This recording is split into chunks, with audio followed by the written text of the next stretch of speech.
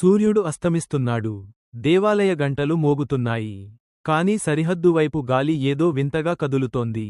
రాత్రి ప్రశాంతంగా ఉంది, కాని ఎక్కువసేపు కాదు. ఆకాశం చీలిపోయింది. నీలి వెలుగు పేలింది. మొంత తుఫాన్. గాలి గర్జిస్తోంది. మెరుపులు నాట్యం చేస్తున్నాయి.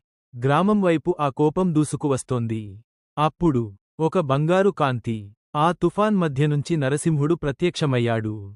అగ్నిలా మెరిసే కేశాలు, సత్యంలా మెరుస్తున్న చూపులు. ఆయన అడుగుతో గాలి ఆగిపోయింది. తుఫాన్ గర్జించింది. నరసింహుడు గర్జించాడు. నీలిగాలి బంగారు అగ్నితో ఢీకొట్టింది. మెరుపులు విరిగిపోయాయి. గాలి స్తంభించింది. నరసింహుడి కాంతి ఆకాశాన్ని చీల్చింది. నీలిగాలి మసకబారింది. సూర్యుడు తిరిగి ఉదయించాడు. ప్రజలు వాలి నమస్కరించారు. నరసింహుడి స్వరం వినిపించింది. భక్తి ఉన్న చోట తుఫాన్ గెలవదు. ఇదే నరసింహుడు మరియు నీలి తుఫాన్ గాథ. విశ్వాసం, ధర్మం, దైవరక్షణ.